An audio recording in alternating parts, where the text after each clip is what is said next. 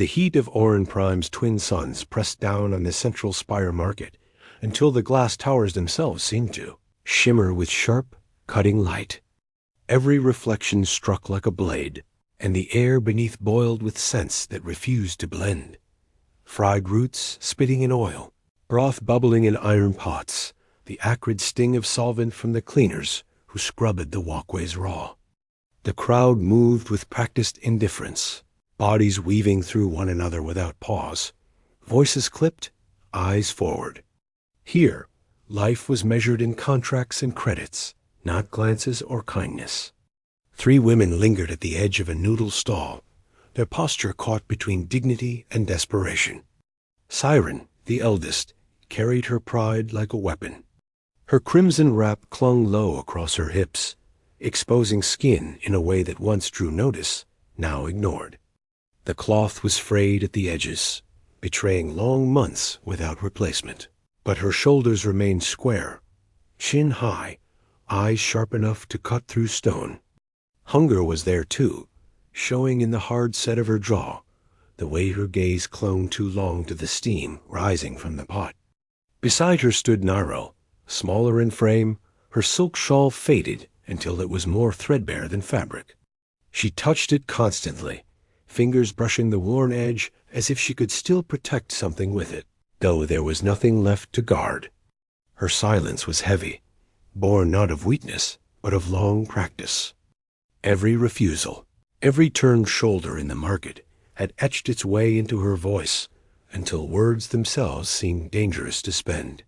Kelania leaned against the stall's rail, her scavenged dress plunging too low at the neckline, stitches loose where the fabric had been patched by an unsteady hand. She adjusted it with a half smile, treating exposure as if it were a choice rather than a necessity. Her eyes danced with restless amusement, quick to notice who was watching, quicker still to laugh when no one cared. That laughter had once belonged joy. Now it was armor, a sound thrown like a blade to hide grief that never quieted beneath her ribs. The vendor glanced at them once, irritation etched deep in his brow. He waved them off with a flick of his ladle, broth splashing into the pot. "Not for you," he muttered, turning back to his steam. No insult, no spit, just dismissal. That casual cruelty cut sharper than violence ever could. The crowd swallowed the 3 widows whole again, folding them into noise and indifference. That was when Glencoran noticed. Tall, lean, shoulders straight beneath a plain worker's jacket, he moved with a quietness that drew no attention, yet refused erasure. In his arm he carried a bag of Zyran crumbs, his stride steady as though he measured every step against an inner rhythm. Once, during the Terran Wars, he had been a scout medic. Precision under fire, discipline when panic would have broken others. Those years had left their mark in the way his eyes lingered, not wide with curiosity, but narrow with assessment, as if every detail were supplied to be tallied. He saw the 3 women saw the crimson cloth hiding a limp, the trembling hands folding nothing into neatness, the laughter that flickered like a shield. He stopped at the vendor's stall. 3 bowls, he said, voice flat, steady. Full in sea broth, full portions. The vendor's smirk was small but sharp, as though serving them was its own joke. Still, he ladled broth into bowls and set them down. Glenn pushed the bowls across the counter to the women. "Eat," they hesitated. Siren glared first, expecting a demand to follow. Nairo's hand twitched toward the bowl, then pulled back, guilt folding her posture in half. Kelenia tilted her head, lips curving into a teasing smile. "And what's the price?" "Not charity," Glenn said. His gaze didn't waver. "Work food first, then we talk." A market noise churned around them, uncaring, yet in that moment silence seemed to fall heavy between bowls of steaming broth. Hunger warred with pride, suspicion with need. Finally, Siren snatched a bowl, her jaw locked, as if she were swallowing her own defiance alongside the broth. Nairo followed, movements slow, reverent, whispering apologies no one asked her to speak. Kalenia laughed once, then dipped her spoon, eyes never leaving Glenn's face. He didn't smile. He didn't bargain. He simply stood steady, arms folded, watching them eat as though inspecting supplies. When the bowls were empty, he spoke again. Hydroponics, laundry, cooking. My place is small. Pay is meals, shelter, credits if you stay. Rules are clear. No stealing. No trouble at the door. No selling yourselves. Not to anyone. Including me. Siren's glare sharpened. We're not... I know. Glenn cut her off with calm certainty. Kalenia arched a brow, smirking. And if I flirt? I say yes or no. Nothing else changes. That quiet honesty unsettled them more than any threat could have.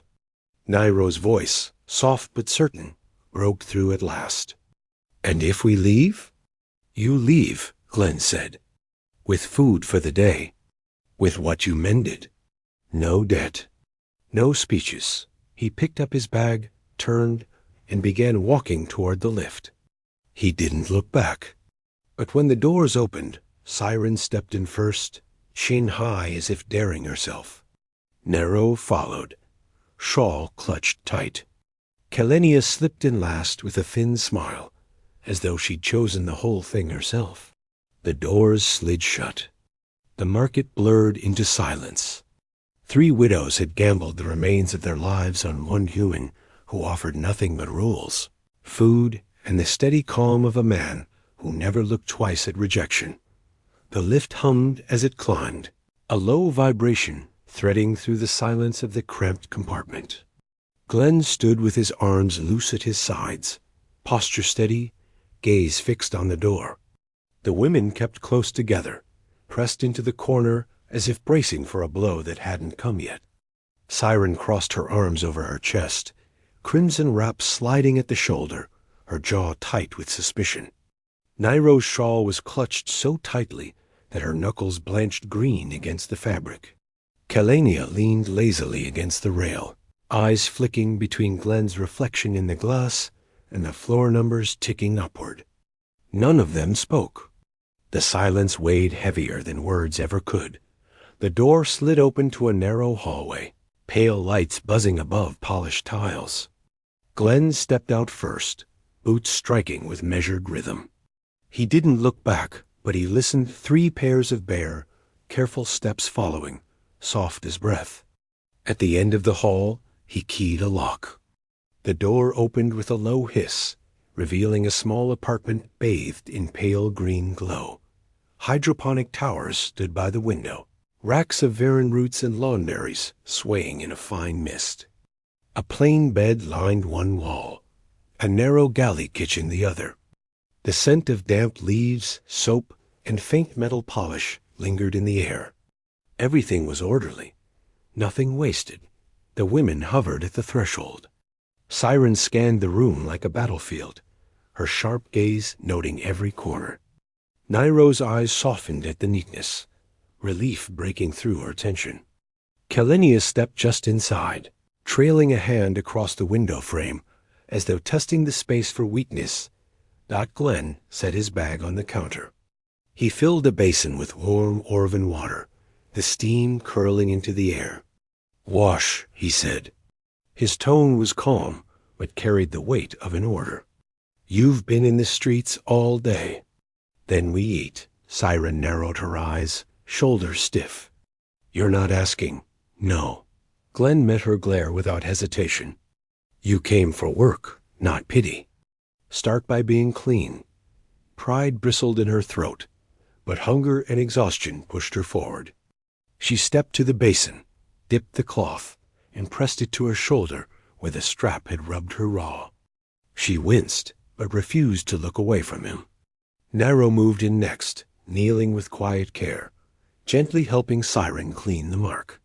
Her hands were steady, her voice a soft murmur meant as much for herself as for her companion. It's healing. You'll be fine.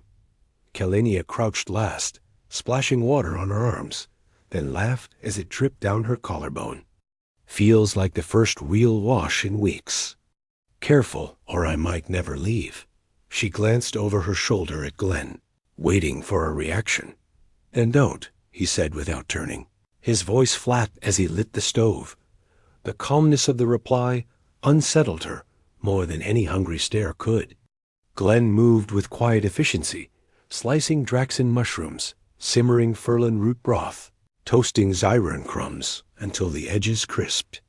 The sound of boiling water filled the room, ordinary and grounding. He set out 4 bowls at the low table. They ate in silence, steam fogging the air. Glenn ate with them, fulfilling the promise Nero had asked for. He did not stand apart. When the bowls were empty, Kalenia leaned back, neckline slipping, lips curling. "So why us?" she asked, the question that had hung in the air since the market. Siren's eyes sharpened, daring him to answer. Nairo's hands trembled as they folded the napkin into squares. Glenn set his spoon down, deliberate. "Because everyone else turned you away. And I don't like waste. You're strong. You can work." That's enough. The honesty startled them. No pity, no desire. Just blunt practicality. For a moment, suspicion softened. Siren's gaze lost its edge. Nairo's lips curved faintly, as if hiding a smile. And Kalenia shook her head with a quiet laugh. "Strangest man alive," she murmured. But there was less mockery in her tone this time. Glenn rose, pulled blankets from a shelf, and spread them near the hydro towers. "You sleep there, warm from the lights. Doors stay locked? And you?" Siren asked. "My bed." His answer was plain. 1 man, 3 guests. I don't complicate what doesn't need to be complicated. They stared at him, waiting for the demand, the catch, the bargain. None came. The room filled with the glow of the hydro towers, their steady hum the only sound. For the first time in weeks, the widows lay down without fear of what the night might bring. Glenn sat on the edge of his bed, untying his boots, mind steady. This was a risk, maybe a mistake. But as the women's breathing slowed into sleep, he let his own eyes close. Tomorrow, I'll know if it was the right choice. The morning began with the low hum of the hydro towers and the faint scent of furlan seed, coffee drifting from the galley. Glenn was already awake, seated at the counter, slate in hand as he wrote out the day's schedule with his usual precision. The women stirred slowly, tangled together in blankets near the glowing towers. For the first time in weeks, they had slept behind a locked door without danger pressing at their backs. Siren rose first, rolling her shoulders with the controlled tension of someone unwilling to admit relief. Her crimson wrap slipped as she adjusted it, pride still her armor. Nairo folded the blankets immediately, stacking them in neat squares, her hands working before her eyes were fully open. The habit of order clung to her, each fold a quiet act of control. Kalenia stretched languidly, hair falling across her face as she caught Glenn's gaze with a smirk that dared him to look away. He didn't. He simply set bowls of porridge on the table. "Eat, then work." His voice was flat, his rhythm unbroken. They ate without speaking, the silence heavy but no longer suffocating. When the bowls were cleared, Glenn handed Siren strips of cloth. "Hydro towers. Test nutrient levels. Cut roots without bruising them." He gave Naro a bundle of worn tunics and towels. "Laundry." To Kalenia he said nothing at first, only picked up his ledger and stood. She raised a brow, amused. "And me?" "Supplies," Glenn answered. "You come with me." The day moved in patterns. Siren worked beside Glenn on the arrays, hands steady, though her jaw remained tight. When she spilled water across the floor, she froze, expecting a lash of anger. Glenn only handed her a cloth. "Clean it. Keep going." No raised voice, no scolding. Something in that blunt response disarmed her more than fury ever could. She wiped the floor, and returned to work without another word. Nero knelt at the basin, rinsing cloth in warm Orvan water. She scrubbed carefully, hung tunics to dry, stitched a tear with neat precision. For the first time, she hummed softly under her breath, the sound fragile but alive. Kalenia followed Glenn through the crowded market, a half-step behind. She watched how people stared at her torn dress and bared neckline. Vendors smirked, prices doubled with casual cruelty. Glenn didn't flinch. He listed the standard rate, turned away when they pressed, walked to the next stall. The smirks faded. The prices lowered. He paid without a glance at her. "You don't bargain," she said as they carried goods back. "I don't waste time." Her smile flickered, sharper now. "You don't even look at me when they do." At the base of the lift, he set the crate down, turned to face her squarely. "If I use you to win a price, you're not safe. If you're not safe, I don't sleep. Understand?" The words landed like stone. Kalenia blinked, caught off guard. Her smile faltered, then softened into something closer to trust. "Strangest man alive," she murmured again, but this time there was no tease in it. Back at the apartment, the day wound down. Steam rose from the pot of broth. Clean clothes hung drying. The glow of the towers softened the room. The three women moved with less hesitation, their bodies beginning to believe the space was theirs, at least for now. Yet suspicion lingered like shadow. Siren still watched the door. Nero still glanced at Glenn whenever footsteps passed outside. Kalenia still brushed against his arm in small tests. That night, after dishes were stacked, Siren finally spoke what had been coiling beneath the silence. She stood in the kitchen doorway, arms bare, eyes hard. "Why risk it? Why take us in when you know what they'll say?" Glenn sat on the edge of his bed, boots off, posture steady. He let the question hang before answering. "Because I don't throw away people who can work. Because I don't want to eat alone every night. Because this city is full of cowards who pretend not to see. That's enough reason." Her eyes lingered on him, suspicion cutting into something more fragile respect, maybe, though pride kept her from showing it. She lowered her arms and returned to the blankets without a word. The lights dimmed. The hydro towers hummed. The widows lay awake longer than Glenn did, the weight of his words turning over in their thoughts. For the first time in too many nights, they weren't waiting for the next dismissal. They were waiting to see if this man would keep his word when the world pressed against his door. And Glenn, drifting into sleep, thought only one thing. Tomorrow, I'll know if this gamble holds. The summons came 2 days later, pressed flat against Glenn's door. A thin slip of paper, stamped with the sigil of the central spire. The words were clinical, written without heat. Report of indecency and unlicensed cohabitation. Resolve or vacate. Glenn read it twice, folded it once, and placed it on the table. He laced his boots in silence. Nero found the slip first. Her fingers trembled as she lifted it, eyes tightening as she traced the words. "They've reported us already." Her voice was soft, but beneath it pulsed fear. Siren snatched the paper from her, scanning with a glare sharp enough to cut steel. Cowards. No names, no signatures. Just stamps. She paced the small room, crimson wrap shifting with every angry step.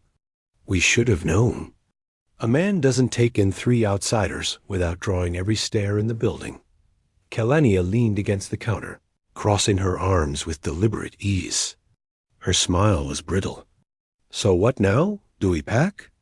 Move down level? Hide like the rest?" Glenn finished buckling his jacket, stood, and looked at them one by one.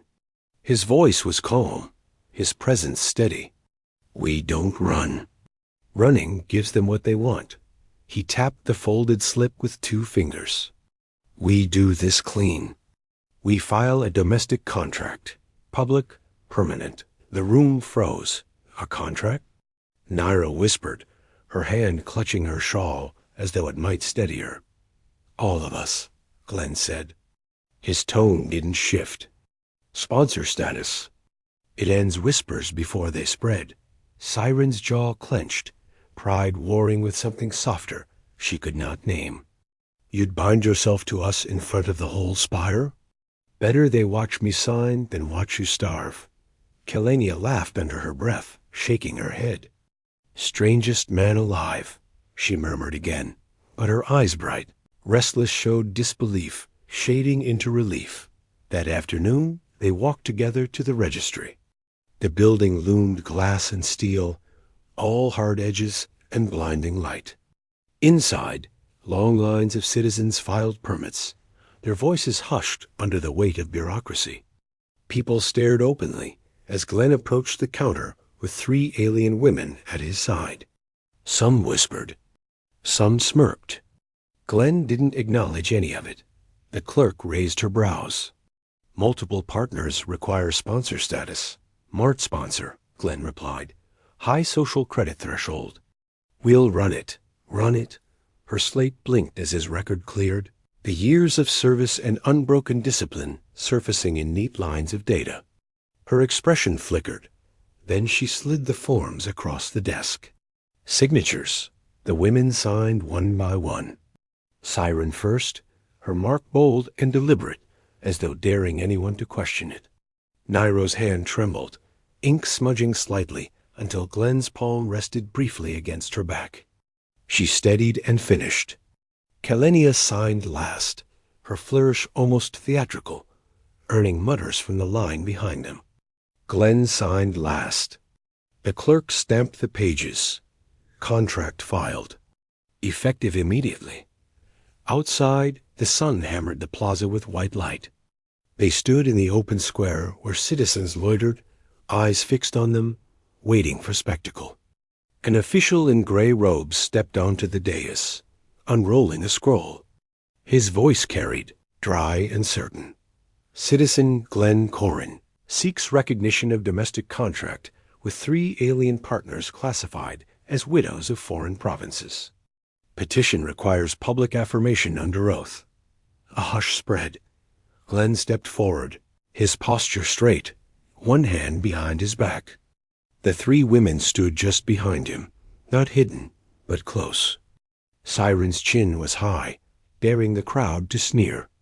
Nairo's eyes stayed low, but her hand gripped Glenn's sleeve in quiet defiance. Kelenia let out a soft laugh that she turned into a cough, nerves flickering into bravado. The official's eyes narrowed. "Citizen Corrin, do you intend to provide housing, sustenance, and standing for these women under the laws of Orin Prime?" "Yes." Glenn's voice was steady, carrying across the plaza. "And do you accept sole responsibility for their welfare, debts, and actions within this district?" "Yes." No pause. "Then a public oath is required." "Speak your intent." Glenn turned, facing the 3 women fully. The crowd leaned forward, ready for hesitation, ready for mockery. Instead, they found no falter in his expression. "I don't throw people away," Glenn said. His voice was even, but weight pressed in every syllable.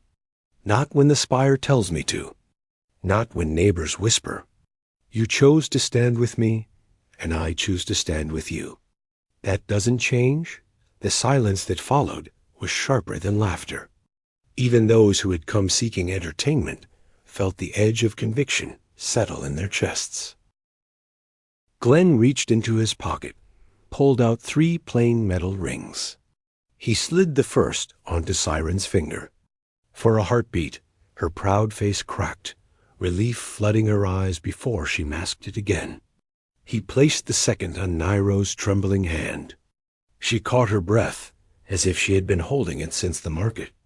The third he gave to Kelania, who grinned wide, tears brightening her eyes despite the smile. The official stamped the record. Contract recognized. His tone was flat, but his gaze lingered on Glenn with something close to respect that no applause rose. No cheers. Just a strange, heavy quiet as the crowd broke apart, their whispers muted. They had come to watch a man stumble. Instead, they had watched him stand unshaken. The four walked back through the square together. Nairo held his arm without hesitation. Siren strode on his other side, daring anyone to block their path. Kalenia trailed half a step behind, smiling faintly by the time the lift doors closed behind them. They were no longer three widows clinging to survival.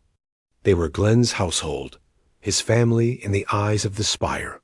And Glenn, boots planted steady on the lift floor, thought one thing only: the gamble is done. Now I bear it to the end. The days after the hearing carried a strange calm, as though the noise of the city had dulled under the weight of a stamp on paper. Neighbors still stared, but their glances were shorter now, their whispers quieter, their doors no longer left half open when Glenn walked the hall. On Orin Prime, silence was the closest thing to respect anyone could expect. Inside the apartment, life began to take on shape. Glenn kept his discipline intact: coffee first, hydrocheck second, notes on the slate third, but he found himself adjusting in quiet ways. He bought a second set of bowls, so no one had to wait their turn at meals. He extended the drying line in the galley, so Nairo's careful laundry could hang without crowding. He reorganized the storage shelf, so Siren could reach the tools without asking. None of these things were spoken aloud. None needed to be. Siren took to the hydro towers with the same determination she once used to command the household. Her sharp pride softened as her hands grew sure with the roots, trimming and testing with a steadiness Glenn silently approved of. Sometimes, after long hours bent over the trays, she rolled her shoulders and let her crimson wrap fall lower on her arms, waiting for him to notice the ache without asking. He always did. He handed her a cloth to wipe the sweat, his eyes steady, his touch brief but grounding. For the first time since her husband's collapse had left her discarded, she felt useful again, not as ornament, but as worker. Nero became the quiet heartbeat of the home. She washed, mended, and arranged meals with a rhythm that bordered on ceremonial. Every fold of a tunic, every placement of a dish, was done with intention. She had started humming again, a soft thread of sound that drifted through the galley as she worked. Glenn noticed she always placed his bowl first at meals, only sitting once the others had lifted their spoons. One evening he slid his bowl toward her and said simply, "Eat first." The words nearly undid her. Her eyes glistened before she turned away, hiding the relief that trembled in her breath. Kalenia remained restless, her laughter still bright, but less sharp at the edges. She sewed with scraps gathered from market stalls, stitching dresses with daring cuts and bold hems. One evening she spun in a new creation, the fabric flaring wide, neckline plunging with reckless confidence. Glenn looked at her once, long enough for her to catch it, then turned back to his slate without a word. That single glance meant more than flattery, more than indulgence. It told her he saw her, and that was enough. Meals became a ritual. 4 bowls on the table, steam rising, knees brushing in the cramped space. Sometimes Siren scolded Kalenia for teasing too loudly. Sometimes Nero fussed over a stain on Glenn's sleeve. Sometimes Glenn said nothing at all, and yet the room felt anchored by his presence. The hydro towers hummed steadily, filling the air with green light, a backdrop to voices that no longer trembled. Intimacy arrived not with speeches, but with small choices. Siren no longer lingered at the door when she wanted him. One night Nero stood beside his bed, clutching folded cloth with lips parted as if to speak, but no words came. Glenn reached for her wrist, held it gently, and said only, "Stay." She did. Kalenia tested him longest, pushing with small provocations until finally she leaned against him at the counter one night, whispering, "If I push further, will you still answer?" His reply was plain, "Yes, if I choose." "No, if I don't." The honesty silenced her teasing, and she chose to follow him without armor. Through it all, Glenn stayed steady, his rules unbent, his voice flat, his actions speaking where words would have failed. He never gave the impression of choosing one over the others. His care was simple. 4 cups instead of 1, locks checked twice each night, a hand offered when shoulders sagged. One morning, Nero set a small paper packet on the table. She said nothing, but the look on her face told enough. Siren froze, eyes darting to her.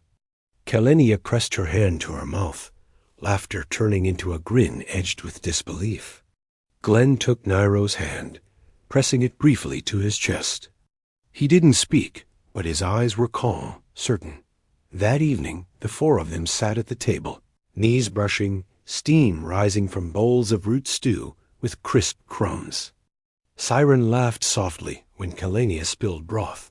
Nero scolded her gently, and Glenn let the smallest trace of a smile flicker at his mouth. In that moment, with the hydro towers glowing green against the window and the city's endless hum muted beyond the glass, the gamble no longer felt like survival. It felt like the beginning of something that might last. For the first time, the widows didn't wonder when they would be cast out. And Glenn, sitting steady among them, thought only, this is no longer risk. This is mine to keep. The move to the corner unit came 2 weeks after the hearing, carried out without announcement or ceremony.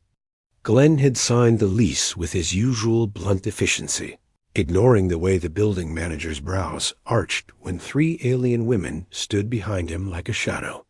No movers came, no neighbors offered help.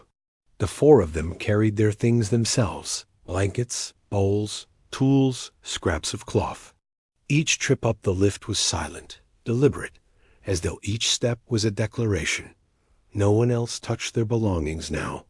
The new apartment was not grand, but it was theirs.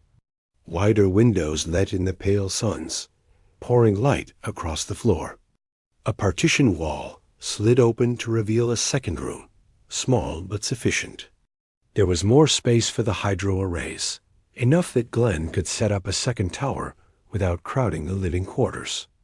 The air smelled of fresh metal and dust, waiting to be claimed. Siren claimed it first.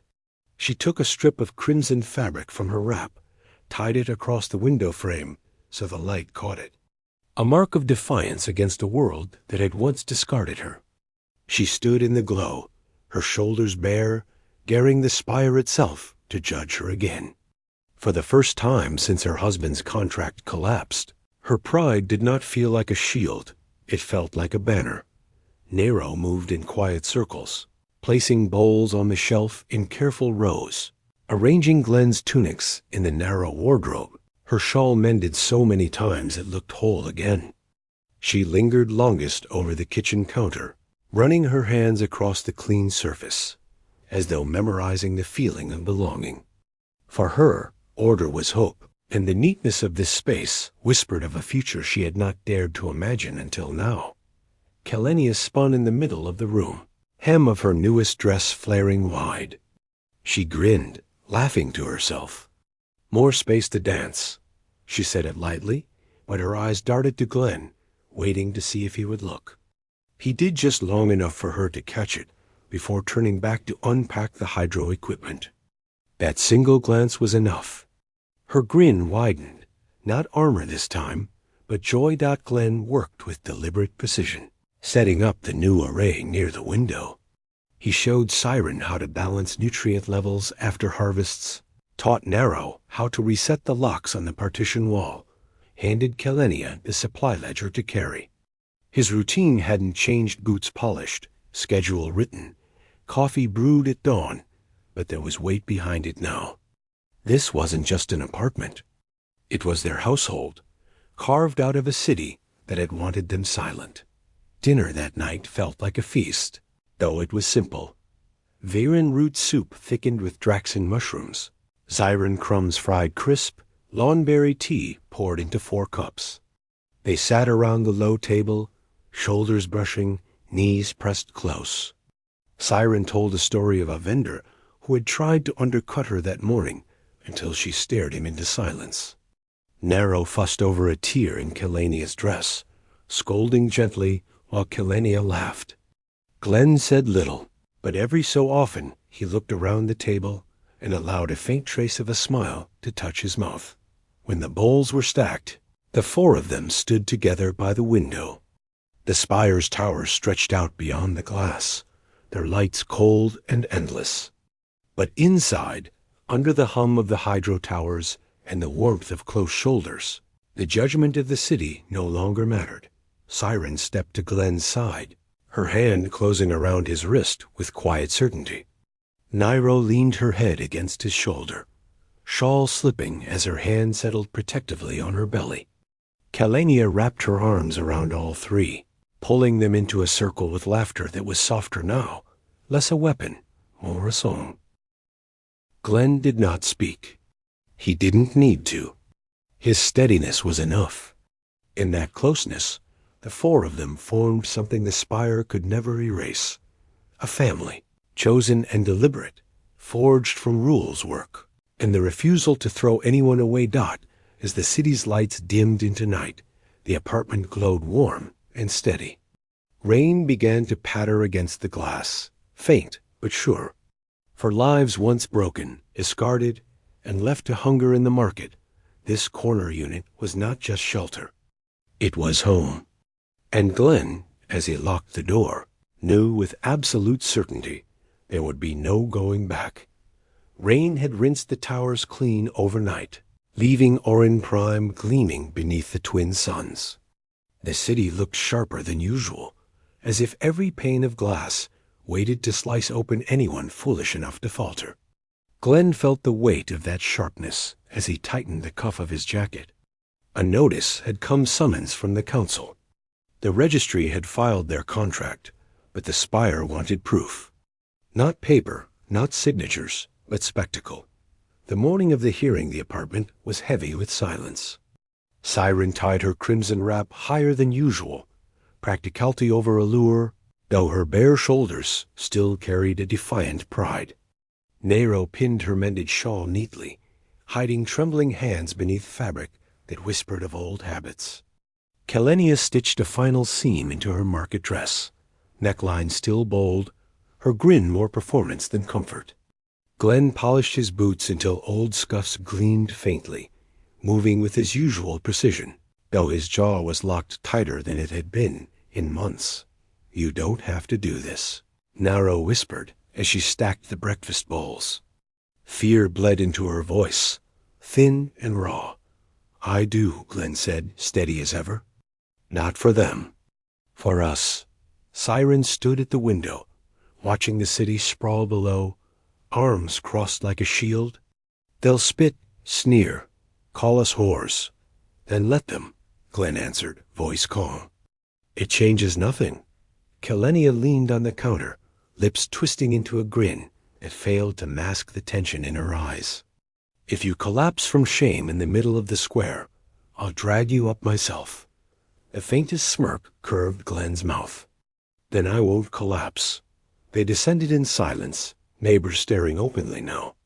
In the lift's mirrored walls, the reflection of one human and three alien women looked more like a proclamation than a household. By the time the doors opened onto the central square, whispers had already rippled through the crowd. The plaza was crowded, glass bridges casting fractured shadows across polished stone. Merchants pretended to haggle, clerks pretended to sip tea, but all eyes followed Glenn's small group as they crossed to the dais. The official's robe swept like gray smoke as he unrolled the case file, voice dry as dust. Case 1472. Citizen Glenn Corrin seeks affirmation of domestic contract with 3 alien partners of foreign provinces. Petition requires oath under council authority. The murmur of the crowd swelled. Glenn stepped forward, his posture unyielding. The women stood behind him, close enough their breaths touched his back. Siren's chin lifted, a challenge thrown at anyone who dared stare too long. Nairo's hand clutched his sleeve, trembling but unbroken. Kalenia let out a quick laugh, covering nerves with bravado. "Citizen Corrin," the official intoned, "do you intend to provide housing, sustenance, and standing for these women under the laws of Orin Prime?" Yes. And do you accept sole responsibility for their welfare, debts, and actions? Yes. Then speak your oath. Esquire fell silent, the crowd leaning forward. Glenn turned, facing the three women. His voice carried across stone and glass, steady as a hammer striking steel. I don't throw people away. Not when the spire tells me to. Not when neighbors whisper. You chose to stand with me. I choose to stand with you. That doesn't change. The words rang harder than any proclamation of love. They were plain, brutal in their honesty, and more unshakable than any poetry. The crowd shifted uneasily. Mockery died in throats before it could rise, but the official didn't close the scroll. His eyes gleamed with something colder. Before this oath is sealed, the council requires disclosure. He tapped his slate, and the dais behind him lit with projected text. Service record, Glenn Corrin, Scout Medic, Terran Wars. Commendations classified. The widow stiffened, eyes flashing toward Glenn. Siren's jaw tightened, Nairo's breath caught. Kalenia whispered a stunned curse under her breath. The crowd leaned closer, scenting blood. The official's voice sharpened. Records show this man once defied orders to abandon alien civilians during withdrawal from the Veos front.